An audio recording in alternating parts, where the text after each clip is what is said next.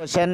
భారత అంతరిక్ష పరిశోధనా సంస్థ ఇస్రో 2025లో చేపట్టనున్న గగన్యాన్ ప్రాజెక్టు ద్వారా నలుగురు వ్యోమగాములతో పాటు ఎన్ని ఈగలను అంతరిక్షంలోకి పంపాలని నిర్ణయించింది.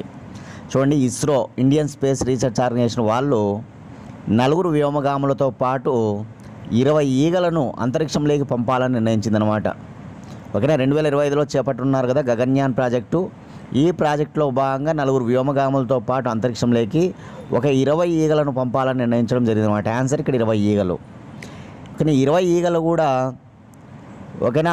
డ్రోసోఫిలియా మెలనోగాస్కర్ అనే జాతికి చెందినటువంటి ఈగలు అనమాట. గుర్తుపెట్టుకోవాలి. డ్రోసోఫిలియా మెలనోగాస్కర్ అనే జాతికి చెందినటువంటి ఈగల్లో 10 ఈగలు వచ్చేసి ఆడ ఈగలు, 10 ఈగలు వచ్చేసి మగ ఈగలు అనమాట. చాలా ఇంపార్టెంట్. ఎందుకు ఈగలను పంపిస్తున్నారంటే కనుక మానవుని విసర్జక వ్యవస్థను పోలి ఉంటుందన్నమాట ఈగల యొక్క విసర్జనక వ్యవస్థ. కానీ ఈ డ్రోసోఫిలియా మెలనోగాస్కర్ జాతికి చెందిన ఈగలు ఉన్నాయి కదా, మానవుని విసర్జక వ్యవస్థ ఏదైతే ఉందో దాదాపు 77% దాన్ని పోలి ఉంటుందన్నమాట ఈగల యొక్క విసర్జక వ్యవస్థ కూడా. అందుకని ఈగలను పంపించాలని నిర్ణయించడం జరిగిందనమాట. 20 ఈగలు పంపించనున్నారనమాట. గుర్తుపెట్టుకోవాలి, చాలా ఇంపార్టెంట్. ఓకేనా, రైట్. And question. ఇటీవల మరణించిన డిఆర్డిఓ శాస్త్రవేత్త రామ్ నారాయణ్ అగర్వాల్ ఏ క్షిపణి పితామహుడిగా ప్రసిద్ధి చెందారు. ఇటీవల మరణించిన డిఆర్డిఓ శాస్త్రవేత్త రామ్ నారాయణ్ అగర్వాల్ ఏ క్షిపణి పితామహుడిగా ప్రసిద్ధి చెందారంటే కనుక అగ్ని మిస్సైల్ మ్యాన్ ఆఫ్ ఇండియా. చాలా ఇంపార్టెంట్, గుర్తుంచుకోవాలి. అగ్ని మిసైల్ మ్యాన్ ఆఫ్ ఇండియా అని ఎవరిని అంటారంటే కనుక ఈ రామ్ నారాయణ అగర్వాల్ను అగ్ని మిసైల్ మ్యాన్ ఆఫ్ ఇండియా అంటారు. 1983లో ఇందిరాగాంధీ ప్రధానమంత్రిగా ఉన్న కాలంలో ఈ అగ్ని మిసైల్ డిజైన్ ప్రాజెక్టు శ్రీకారం చుట్టినటువంటి వ్యక్తిగా ఆయనకు పేరనమాట. డిఆర్డిఓ శాస్త్రవేత్త, గొప్ప శాస్త్రవేత్త ఈ రామ్ నారాయణ అగర్వాల్. ఇప్పుడు ఆయన మరణించడం జరిగిందనమాట. గుర్తుపెట్టుకోవాలి. మామూలుగా మిస్సైల్ మ్యాన్ ఆఫ్ ఇండియా అంటే ఏపీజే అబ్దుల్ కలాం. మళ్ళీ క్షిపణి వ్యవస్థ పితామహుడు మిస్సైల్ మ్యాన్ ఆఫ్ ఇండియా అంటే ఏపీజే అబ్దుల్ కలాం అనమాట. మన దేశంలో క్షిపణులు అనగానే చాలా గొప్పవి అనమాట. అగ్ని, నాగు, త్రిశూలు, పృథ్వీ, కానీ ఇవన్నీ కూడా గొప్ప క్షిపణులు అనమాట. అందులో ఒకటి అగ్ని అనమాట. కాబట్టి అగ్ని మిస్సైల్ మ్యాన్ ఆఫ్ ఇండియా అని పేరు ఈ రామ్ నారాయణ అగర్వాల్. ఇప్పుడు ఆయన చనిపోయాడు.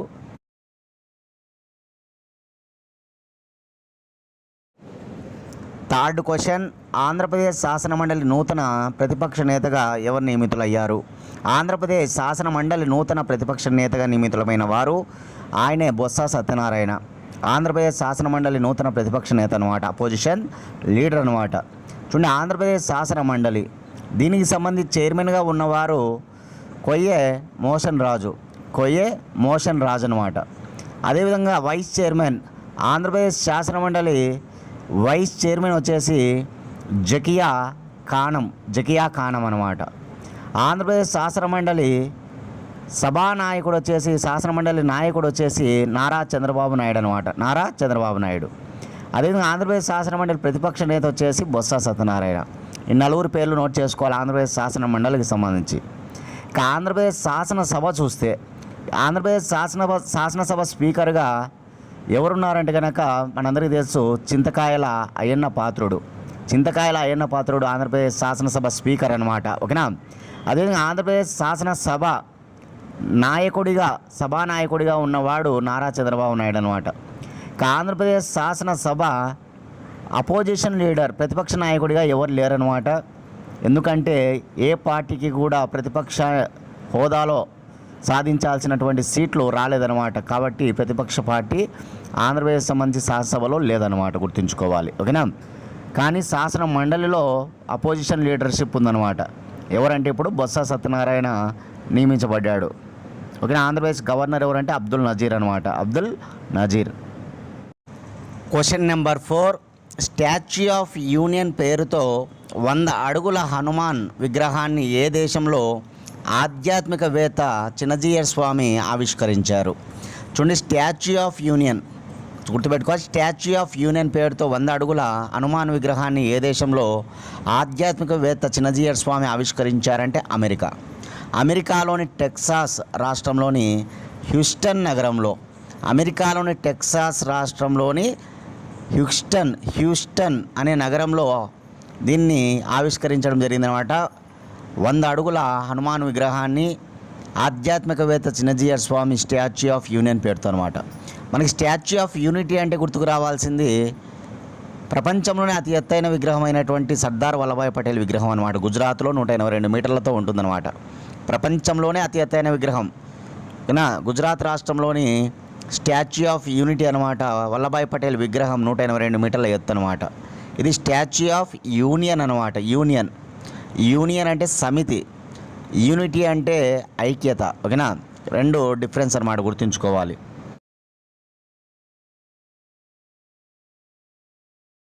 క్వశ్చన్ నెంబర్ 5, వెంకయ్య నాయుడు ఏ స్టేట్స్ మ్యాన్ అనే పుస్తకమును ఉపరాష్ట్రపతి జగదీప్ ధన్కర్ గారు ఆవిష్కరించగా పుస్తక రచయిత ఎవరు?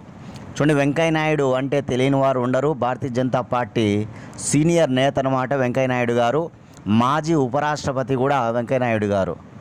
ఈయన ఓకేనా రాజకీయంగా కావచ్చు, అదేవిధంగా గొప్ప వ్యక్తిగా అందరికీ సుపరిచితుడు అనమాట. కాబట్టి ఈయన విషయాలపైన వెంకయ్య నాయుడు ఏ స్టేట్స్మెన్ అనే పుస్తకాన్ని ఓకేనా ఉపరాష్ట్రపతి జగదీప్ ధన్కర్ గారు ఆవిష్కరించారనమాట. ఈ పుస్తకాన్ని రాసింది మాత్రం ఎవరంటే సంజయ్ కిషోర్ రాశాడు. క్లాస్ ఫాలో అవుతున్న వాళ్ళందరూ కూడా దయచేసి లైక్ చేయండి, ప్రతి ఒక్కరు లైక్ చేయండి ప్లీజ్, అందరు లైక్ చేయండి. క్వశ్చన్ నెంబర్ 6, ఫ్రాన్స్ దేశంలోని ప్యారిస్ నగరంలో లే బోర్గెట్ విమానాశ్రయంలో పావెల్ దురోవ్ను money land, drugs trafficking, paedophile కంటెంట్ను ట్రాన్స్ఫర్ చేసినట్లు గల ఆరోపణలతో అరెస్ట్ చేయగా పావెల్ దురోవ్ ఈ క్రింది ఏ మెసేజింగ్ వ్యవస్థాపకుడు మరియు సీఈఓగా ఉండాడు? చూడండి, ఫ్రాన్స్ దేశంలోని ప్యారిస్ నగరంలో లే బోర్గెట్ విమానాశ్రయంలో పావెల్ దురోవ్ను మనీ ల్యాండ్, డ్రగ్స్ ట్రాఫికింగ్, అదేవిధంగా పెడోఫైల్ కంటెంట్ను ట్రాన్స్ఫర్ చేసినట్లు గల ఆరోపణలతో అరెస్ట్ చేయగా పావెల్ దురోవ్ ఈ క్రింది ఏ మెసేజింగ్ వ్యవస్థాపకుడు మరి సీఈఓగా ఉన్నాడంటే కనుక టెలిగ్రామ్ అనమాట. టెలిగ్రామ్ ఫౌండర్ అనమాట ఈ పావెల్ దురోవ్. టెలిగ్రామ్ వ్యవస్థాపకుడే కాదు, ఇప్పుడు ప్రజెంట్ సీఈఓ, చీఫ్ ఎగ్జిక్యూటివ్ ఆఫీసర్గా కూడా ఆయనే ఉన్నాడనమాట. ఆయనను ఫ్రాన్స్ దేశంలోని ప్యారిస్ నగరంలోని విమానాశ్రయంలో ఆయన్ను ప్యారిస్ పోలీసులు అరెస్ట్ చేయడం జరిగిందనమాట. ఇతని దేశం రష్యా అనమాట. రష్యా దేశానికి చెందిన ఇతడు ఫ్రాన్స్ దేశము యొక్క పౌరసత్వాన్ని కూడా కలిగి ఉన్నాడనమాట. ఓకేనా, కాబట్టి ఇతని అనేక ఆరోపణలు, అంటే ఇతను చేశాడని కాదు, ఇతని యొక్క మెసేజింగ్ యాప్ ఉంది కదా టెలిగ్రామ్, ఆ యాప్లో ఇవన్నీ కూడా వెళ్తున్నాయన్నమాట. ఇప్పుడు మనం చెప్పినటువంటి మనీ ల్యాండ్ కావచ్చు, డ్రగ్ ట్రాఫికింగ్ కావచ్చు, అదేవిధంగా పెడ్రోఫైల్ కంటెంట్ కావచ్చు, ఇట్లాంటివన్నీ కూడా ఓకేనా ఆ మెసేజింగ్ యాప్లో వెళ్తూ ఉన్నాయన్నమాట. దానిని ఎప్పటి నుంచో వాళ్ళందరూ కూడా ఓకేనా నియంత్రించమని అడుగుతూ ఉన్నప్పటికీ కూడా వాళ్ళు ఓకేనా వాటిని అంతగా నియంత్రించకపోవడం వల్ల ఇప్పుడు అరెస్ట్ కావాల్సి వచ్చిందనమాట. ఓకేనా, కాబట్టి ఈ విషయం గుర్తుపెట్టుకోవాలి. టెలిగ్రామ్ వ్యవస్థాపకుడైనటువంటి పావెల్ దురోవ్ ఈరోజు వార్తల్లో ఉన్నాడనమాట. 7th క్వశ్చన్, చంద్రుడిపై మానవులకు నివాసయోగ్యంగా మార్చే దిశగా ఏ దేశ శాస్త్రవేత్తలు చంద్రుని ఉపరితలం నుంచి సేకరించిన మట్టి నుంచి నీరును ఏ దేశ శాస్త్రవేత్తలు వెలికితీశారు? చూడండి, చంద్రుడిపై మానవులకు నివాసయోగ్యంగా మార్చే దిశగా ఏ దేశ శాస్త్రవేత్తలు చంద్రుని ఉపరితలం నుంచి సేకరించిన మట్టి నుంచి నీరును వెలికి తీశారు అని అడుగుతున్నాడు. చైనా దేశానికి చెందిన శాస్త్రవేత్తలు అనమాట. ఓకేనా, మనందరికీ తెలుసు చంద్రుని పైన నివాసాలు ఏర్పాటు చేసుకోవాలనే నిర్ణయం అనేక దేశాలు ప్రయత్నాలు చేస్తూ ఉన్నాయన్నమాట. ఆ క్రమంలో అక్కడ నివాసాలు ఏర్పరచుకున్నట్లయితే కనుక ఖచ్చితంగా మనకి నీరు అవసరం అవుతుంది కదా. ఆ క్రమంలో ఓకేనా ఆ నీరు అక్కడ ఉందా లేదా అనే విషయం పైన పరిశోధనలు జరుగుతూ ఉన్నాయన్నమాట. కావాల్సినంత నీరు ఉందా లేదా అనేటువంటి పరిశోధనలు జరుగుతూ ఉన్నాయి. ఈ క్రమంలో అక్కడి నుంచి మట్టిని తీసుకుని రావడం జరిగిందన్నమాట చైనా దేశ ఓకేనా శాస్త్రవేత్తలు.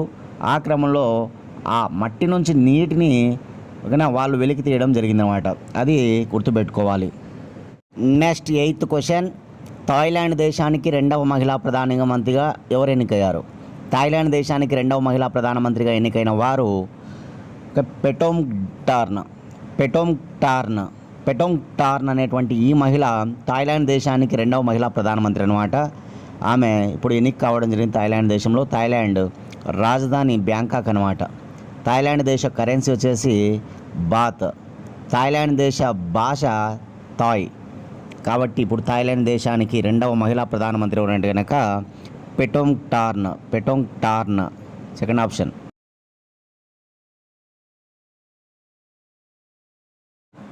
9th question. 1992 Andhra Pradesh IPS cadre అధికారైన ఎవరు జమ్మూ కాశ్మీర్ డీజీపీగా నియమితులయ్యారు? చూడండి, 1992 ఆంధ్రప్రదేశ్ ఐపీఎస్ క్యాడర్ అధికారైనటువంటి ఓకేనా ఎవరు జమ్మూ కాశ్మీర్ డీజీపీగా నియమితులయ్యారంటే కనుక ఆయనే నళిన్ ప్రభాత్ అనమాట. ఓకేనా, మనందరికీ తెలుసు చాలా గొప్ప వ్యక్తి అనమాట నళిన్ ప్రభాత్. ఆల్రెడీ ఇప్పుడు ఆయన సశస్త్ర బీమా బల్ దానికి పనిచేస్తున్నాడు అనమాట. ఇప్పుడు జమ్మూ కాశ్మీర్ డీజీపీగా ఆయన నియమించబడ్డాడు అనమాట. జమ్మూ కాశ్మీర్లో అతి త్వరలో ఎన్నికలు కూడా నిర్వహించబోతూ ఉన్నారన్నమాట, శాసనసభ ఎన్నికలు. కాబట్టి జమ్మూ కాశ్మీర్ నూతన డీజీపీగా ఎవరు నియమించబడ్డారు? నళిన్ ప్రభాత్. అతను ఆంధ్రప్రదేశ్ క్యాడర్కి చెందినవాడనమాట, ఐపీఎస్ క్యాడర్కి చెందినవాడనమాట. 1992 నాటి వ్యక్తి అనమాట. కాబట్టి గుర్తుంచుకోవాలి. అందరూ క్లాస్ ఫాలో అవుతున్న వాళ్ళు ప్రతి ఒక్కరూ లైక్ చేయండి. ఇంకా సబ్స్క్రైబ్ చేసుకుని వాళ్ళు సబ్స్క్రైబ్ చేసుకోండి. కానీ మన ఛానల్ని కనీసం మీ ఫ్రెండ్స్ ఎవరైనా ఉంటే కనీసం 3కి షేర్ చేయండి ప్లీజ్, అందరూ కూడా. Question number 10. రామ్సర్ కన్వెన్షన్ క్రింద 2024 ఆగస్టు 15వ తేదీన ఏ ప్రాంతాన్ని రామ్సర్ సైట్గా గుర్తించారు? రామ్సర్ కన్వెన్షన్ క్రింద 2024 ఆగస్టు 15న ఏ ప్రాంతాన్ని రామ్సర్ సైట్గా గుర్తించారు అంటే ఇక్కడ ఇచ్చిన ఫస్ట్ ఆప్షన్ కజువెలి పక్షుల అభయారణ్యం తమిళనాడు, రెండో ఆప్షన్ తవా రిజర్వాయర్ మధ్యప్రదేశ్, థర్డ్ ఆప్షన్ నంజరయన్ పక్షుల అభయారణ్యం తమిళనాడు.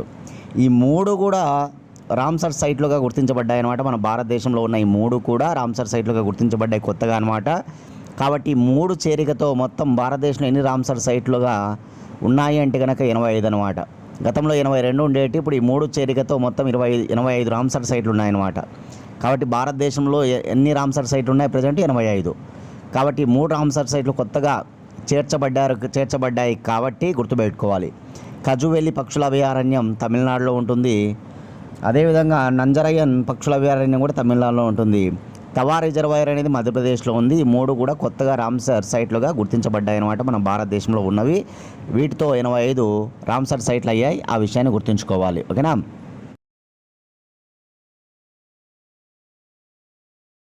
క్వశ్చన్. 2024 ఆగస్టు 22న మహిళా ఖాతాదారుల కోసం ఏ పేరిట బంధన్ బ్యాంకు ప్రత్యేక పొదుపు ఖాతాను ఆవిష్కరించినది? చూడండి, 2022 ఆగస్టు 22న మహిళా ఖాతాదారుల కోసం ఏ పేరిట బంధన్ బ్యాంకు ప్రత్యేక పొదుపు ఖాతాను ఆవిష్కరించిందంటే కనుక అవని. చాలా ఇంపార్టెంట్, అవని గుర్తుపెట్టుకోవాలి. అదేవిధంగా ఒక డెబిట్ కార్డును కూడా వీళ్ళకి అందజేయనున్నారనమాట.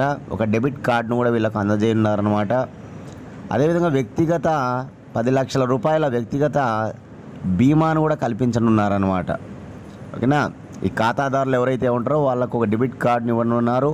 దానితో పాటు 10 లక్షల వ్యక్తిగత బీమాను అందించనున్నారనమాట. ఈ విషయాలు గుర్తుపెట్టుకోవాలి. Question number 12.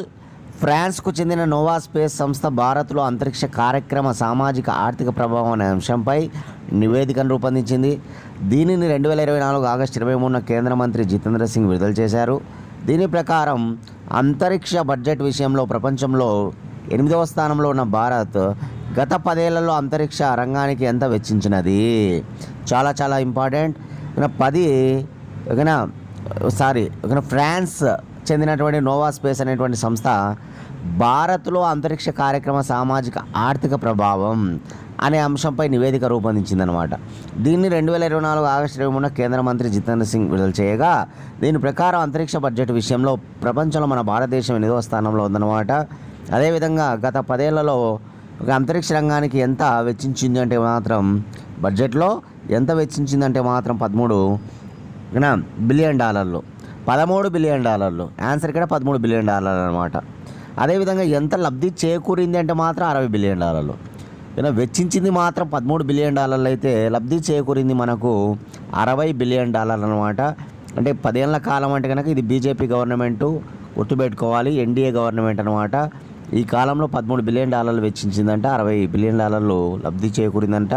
మనం ఒక బడ్జెట్ కేటాయింపుల విషయం పరంగా తీసుకున్నప్పుడు మన భారతదేశం ఎన్నవ స్థానంలో ఉందంటే కనుక 8వ స్థానంలో ఉందన్నమాట. ఆ విషయాలు నోవా స్పేస్ అనేటువంటి సంస్థ వెల్లడించిందనమాట. చాలా చాలా ఇంపార్టెంట్, నోట్ చేసుకోవాలి ఇవన్నీ కూడా. అందరూ కూడా క్లాస్ ఫాలో అయ్యే వాళ్ళు లైక్ చేయండి ప్రతి ఒక్కరు కూడా దయచేసి. క్వశ్చన్ నెంబర్ 13, వివిధ ఫార్మెట్లలో టీమిండియా ఓపెనర్గా ఎన్నో ఏళ్ల పాటు కీలక పాత్ర పోషించిన శిఖర్ ధావన్ అంతర్జాతీయ క్రికెట్తో పాటు దేశవాళీ టోర్నీలకు రిటైర్మెంట్ ప్రకటించగా శిఖర్ ధావన్ను అభిమానులు ముద్దుగా ఏమని పిలుస్తారు? చూడండి, శిఖర్ ధావన్ క్రికెట్లో పరిచయం అక్కర్లేని పేరు అనమాట. శిఖర్ ధావన్ అంత గొప్ప బ్యాట్స్మెన్ అనమాట. ఓపెనర్గా రోహిత్ శర్మతో కలిసి శిఖర్ ధావన్ దిగితే కనుక ఒక ఊచకోతనే అలా ఉంటుందన్నమాట బ్యాటింగ్ ఇద్దరిది కూడా. అంత పేరు ప్రఖ్యాతులు సంపాదించాడన్నమాట శిఖర్ ధావన్. ఆయన 2010లో ఆస్ట్రేలియాతో మొట్టమొదటిసారిగా వన్డే మ్యాచ్తో అరంగేట్రం చేశాడు. 2010లో ఆస్ట్రేలియాతో మొట్టమొదటి మ్యాచ్ ఆడడం జరిగిందనమాట. అటువంటి శిఖర్ ధావన్ ఇప్పుడు రిటైర్మెంట్ ప్రకటిస్తూ వార్తల్లో ఉన్నాడనమాట. ఆయనను అభిమానులందరూ కూడా ముద్దుగా గబ్బర్ అని పిలుస్తారు. గబ్బర్తో పాటు ఆయనకు మరొక పేరు మిస్టర్ ఐసీసీ. గబ్బర్ అంటారు, మిస్టర్ ఐసీసీ అంటారు, సికీ బాయ్ అని కూడా పిలుస్తారనమాట. ఇతను ఢిల్లీకి చెందినటువంటి ప్లేయర్ అనమాట. చాలా గొప్ప ప్లేయర్, ఢిల్లీకి చెందినవాడు. కాబట్టి శిఖర్ ధావన్ అనగానే గుర్తుపెట్టుకో, రిటైర్మెంట్ ప్రకటించాడు. ఆయన 34 టెస్ట్ మ్యాచ్లు, 167 వన్డే మ్యాచ్లు, 167 వన్డే మ్యాచ్లు ఓకేనా ఆడడం జరిగిందనమాట. ఈ 34 టెస్ట్ మ్యాచ్ల్లో చూస్తే కనుక అత్యధిక స్కోర్ 190 స్కోర్ ఉంది. 190 స్కోర్ అనమాట. ఓకేనా. వన్డే మ్యాచ్ల్లో అత్యధిక స్కోరు 143, 143 అనమాట. 143 గుర్తుపెట్టుకోవాలి. క్వశ్చన్ నెంబర్ 14, దేశీయంగా తొలిసారిగా మంకీపాక్స్ వ్యాధి నిర్ధారణకు ఎర్బాయిండిక్స్ మంకీపాక్స్ ఆర్టీపీసీఆర్ పేరిట ఏ సంస్థ కిట్ను తయారు చేసింది? చూడండి, దేశీయంగా తొలిసారిగా మంకీపాక్స్ వ్యాధి నిర్ధారణకు ఎర్బాయిండిక్స్ మంకీపాక్స్ ఆర్టీపీసీఆర్ పేరిట ఏ సంస్థ కిట్ను తయారు చేసిందంటే కనుక ఏపీ మెడ్టెక్ మరో ఘనత సాధించిందనమాట. మంకీపాక్స్ ఇటీవల ఎంత వైరల్ అవుతుందో మనందరికీ తెలుసు. ఆఫ్రికా ఖండంలో కావచ్చు, మన భారతదేశంలో కూడా ఈ మంకీపాక్స్ అనేటువంటిది వైరల్ అవుతూ ఉందన్నమాట. దీనికి సంబంధించి ప్రపంచ ఆరోగ్య సంస్థ కూడా కొన్ని దేశాల అత్యవసర పరిస్థితిని విధించడం జరిగిందన్నమాట కొన్ని ప్రాంతాల్లో. కాబట్టి మంకీపాక్స్ సంబంధించి మొట్టమొదటి ఓకేనా నిర్ధారణ కిట్ను ఈ ఏపీ మెడ్టెక్ ఓకేనా విశాఖపట్నంలో ఉంటుందన్నమాట. ఏపీ మెడ్టెక్ ఈ సంస్థ ఓకేనా కిట్ను తయారు చేయడం జరిగింది. గుర్తుపెట్టుకోవాలి, చాలా చాలా ఇంపార్టెంట్.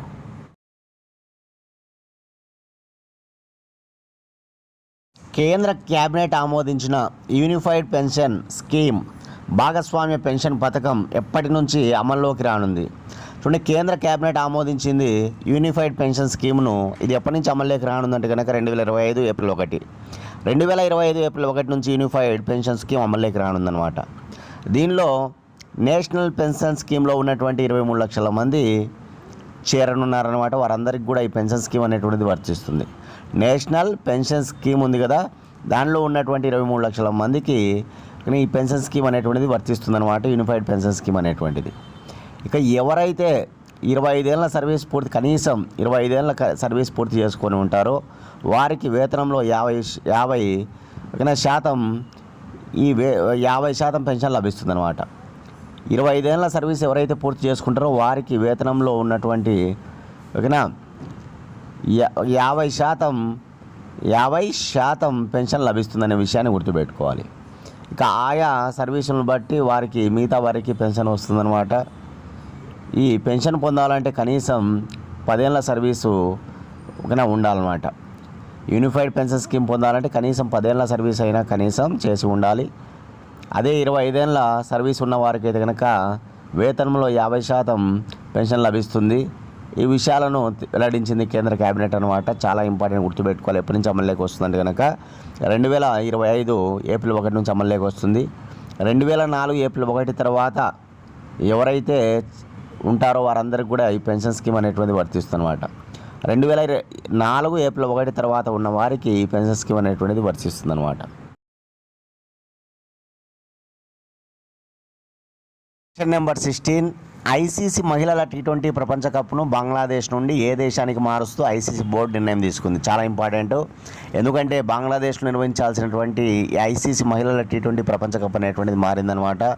ఏ దేశానికి మార్చడం జరిగిందంటే United Arab Emirates, UAE, United Arab ఎమిరేట్స్కు మార్చారు. కారణం మనందరికీ తెలుసు, బంగ్లాదేశ్లో జరుగుతున్నటువంటి అల్లర్లు అనమాట.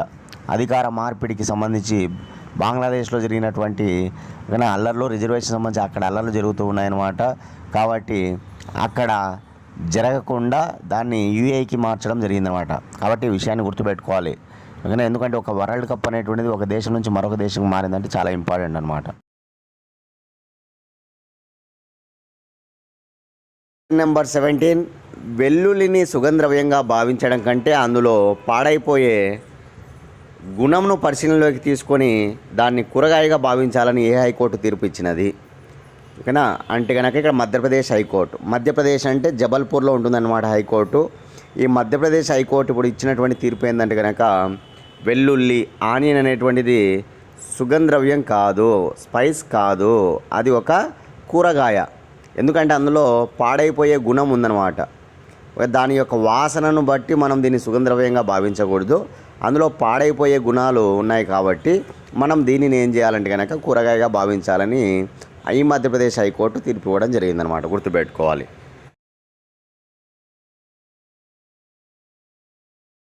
నెంబర్ 18, ప్రభుత్వ ప్రైవేటు సంస్థల్లో ఉద్యోగాలు చేస్తున్న మహిళలకు ఋతుస్రావం సమయంలో మొదటి రోజు లేదా రెండవ రోజు సెలవు ఇవ్వాలని ఏ రాష్ట్ర ప్రభుత్వం నిర్ణయించినది? ఒరిస్సా గవర్నమెంట్ అనమాట.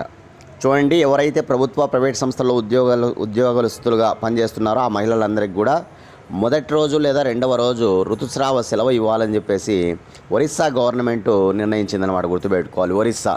ఒరిస్సా రాజధాని భువనేశ్వర్, ఒరిస్సా హైకోర్టు కటక్లో ఉంటుంది. ఒరిస్సా రాష్ట్ర భాష ఒరియా. ఒరిస్సా ముఖ్యమంత్రి మోహన్ చరణ్ మాజీ ఇటీవలనే మారాడనమాట. ఇంతకుముందు నవీన్ పట్నాయక్ ముఖ్యమంత్రిగా ఉండేవాడు, మనందరికీ తెలుసు. ఇప్పుడు మోహన్ చరణ్ మాజీ భారతీయ జనతా పార్టీ ఇక్కడ విజయం సాధించడం జరిగింది కాబట్టి మోహన్ చరణ్ మాజీ ఇప్పుడు ముఖ్యమంత్రి అనమాట. గవర్నర్ వచ్చేసి రఘుబర్ దాస్. ఇక్కడ 127 అసెంబ్లీ స్థానాలు ఉంటాయి. 127 అసెంబ్లీ స్థానాలు ఉంటాయి అన్నమాట. ఆ విషయాన్ని కూడా కాస్త గుర్తుపెట్టుకోవాలి. 21 లోక్సభ స్థానాలు, 10 రాజ్యసభ స్థానాలు ఉంటాయి అన్నమాట. 127 అసెంబ్లీ స్థానాలు, 21 లోక్సభ స్థానాలు, 10 రాజ్యసభ స్థానాలు ఒరిస్సాలో ఉంటుందన్నమాట. క్వశ్చన్ నెంబర్ 19, రాష్ట్రపతి gallantry award, president medal for gallantry అవార్డును దేశం మొత్తం మీద ఒకే ఒక పోలీస్ అధికారిగా తెలంగాణకు చెందిన ఎవరు అందుకున్నారు? చూడండి, రాష్ట్రపతి గ్యాలంటరీ అవార్డును అందుకున్నటువంటి తెలంగాణ వ్యక్తి అనమాట. అదేవిధంగా ఈ అవార్డులకు సంబంధించి ఒకే ఒక పోలీస్ అధికారికి పొందడం జరిగిందనమాట. అతనే ఓకేనా చదువు యాదయ్య. తెలంగాణకు చెందిన చదువు యాదయ్యకు రాష్ట్రపతి గ్యాలంటరీ అవార్డు దక్కింది. ఇతను ఒక హెడ్ కానిస్టేబుల్ అనమాట. ఈ చదువు యాదయ్య ఈరోజు వార్తల్లో ఉన్నాడు. చాలా ఇంపార్టెంట్, నోట్ చేసుకోవాలి. వార్తల్లో నిలిచిన వ్యక్తి చదువు Yadaiah.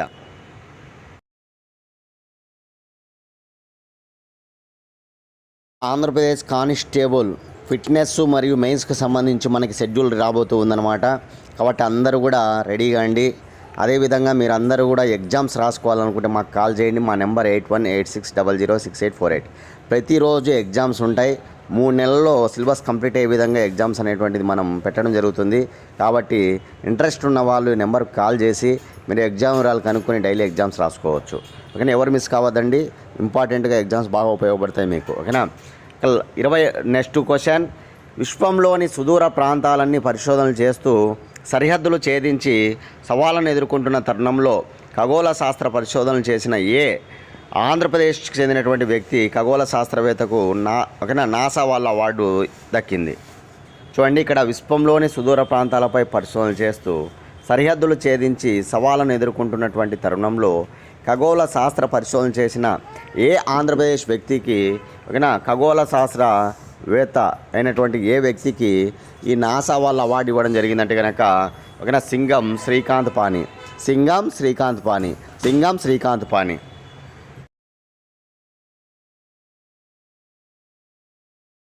Question number 21, Paris para Olympics 2024కు గాను భారత్ నుంచి ఫ్లాగ్ బ్యారర్స్గా ఎవరు వ్యవహరించనున్నారు?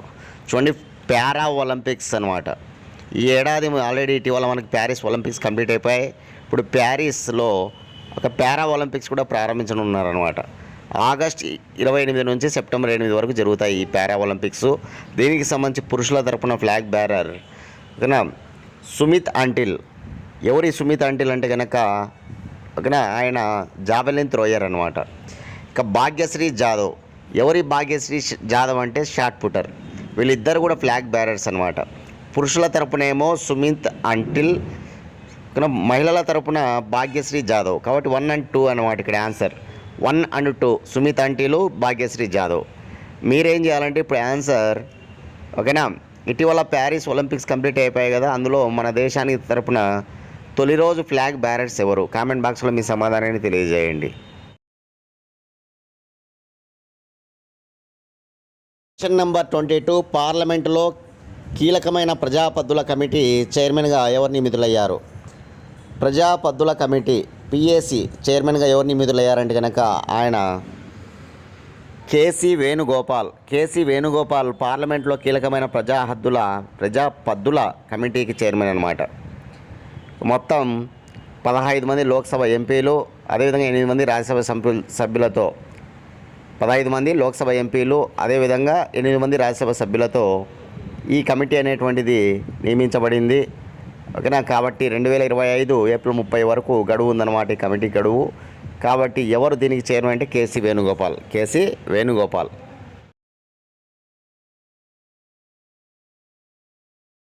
23. 70వ నేషనల్ ఫిల్మ్ అవార్డ్స్ 2024కు ఉత్తమ చిత్రంగా నిలిచినది. అది ఉత్తమ చిత్రం చూడండి, అత్యంత ప్రతిష్టాత్మకమైనటువంటి అవార్డ్స్ అనమాట. జాతీయ చలనచిత్ర పురస్కారాలు, వీటిని మనం నేషనల్ ఫిల్మ్ అవార్డ్స్ అంటాం. ఇవి 70వ అనమాట. ఉత్తమ చిత్రం అట్టం. మోహన్ లాల్ నటించినటువంటి చిత్రం అనమాట, మలయాళ చిత్రం అట్టం. ఈ అట్టం ఉత్తమ చిత్రంగా నిలిచింది, గుర్తుపెట్టుకోవాలి. అదేవిధంగా ఉత్తమ నటుడు కాంతారా సినిమాలో నటించినటువంటి రిషబ్ శెట్టి. కాంతారా సినిమాలో నటించిన రిషబ్ శెట్టి ఉత్తమ నటుడిగా నిలిచాడనమాట. కన్నడ ఫిల్మ్ అది కాంతారా. అదేవిధంగా ఉత్తమ నటి వచ్చేసి తమిళంలో తీసినటువంటి తిరుచిత్రంబలంలో నటించినటువంటి నిత్యా మీనన్. నిత్యా మీనన్ వచ్చేసి ఉత్తమ నటి. చిత్రము తిరుచిత్రంబలంలో ఉత్తమ నటనకు ఆమెకి నిత్యా మీనన్కి ఉత్తమ నటిగా అవార్డు దక్కిందనమాట. ఇంకా తెలుగులో ఉత్తమ ప్రాంతీయ చిత్రంగా కార్తికేయ 2 నిలిచిందనమాట. జాతీయ చలనచిత్ర పురస్కారాల్లో తెలుగు చిత్రంగా ప్రాంతీయ చిత్రంగా ఏది నిలిచిందంటే కనుక కార్తికేయ 2 నిలిచింది. ఇక్కడ 4 ఆప్షన్స్ చూసుకోవాలి ఒకసారి. కాంతారా సినిమాలో రిషబ్ శెట్టి ఉత్తమ నటుడు, తిరుచిత్రంబలంలో నటి నిత్యా మీనన్, అట్టం ఓకేనా మలయాళ చిత్రం అనమాట, కార్తికేయ 2 ఉత్తమ ప్రాంతీయ తెలుగు చిత్రం.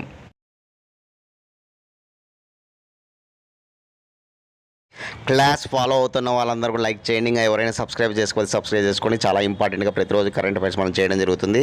అదేవిధంగా కొన్ని ఓకేనా ఇతర సబ్జెక్టులకు సంబంధించి కూడా మనం చేయడం జరుగుతుంది అనమాట. కాబట్టి అన్నీ కూడా ఫాలో అవుతారండి. కాబట్టి ముందుగా మీరు సబ్స్క్రైబ్ చేసుకోండి. ఓకే, 24 క్వశ్చన్ చూద్దాం. ప్రపంచంలో అత్యుత్తమ కేంద్ర బ్యాంకర్గా వరుసగా 2వసారి ఎవరిని ఎంపికయ్యారు? చూడండి, ప్రపంచంలోనే అత్యుత్తమ కేంద్ర బ్యాంకర్గా వరుసగా 2వసారి ఎవరు ఎంపికయ్యారంటే కనుక మన Reserve Bank of India governor, RBI governor Shaktikanta Das 2వసారి వరుసగా ఆయనే ఓకేనా ప్రపంచంలోనే అత్యుత్తమ కేంద్ర బ్యాంకర్గా నిలిచారన్నమాట, శక్తికాంత్ దాస్. నెంబర్ 25. తెలంగాణ గవర్నర్ కోటాలో శాసనమండలి సభ్యులుగా ఎవరు బాధ్యతలు చేపట్టారు? చూడండి, తెలంగాణ గవర్నర్ కోటాలో శాసనమండలి సభ్యులుగా ఎవరు బాధ్యతలు చేపట్టారంటే ఇద్దరు అనమాట. ఆచార్య కోదండరాం, మనందరికీ తెలుసు ఆచార్య కోదండరాం గారు, ప్రొఫెసర్ ఆచార్య కోదండరాం అనమాట.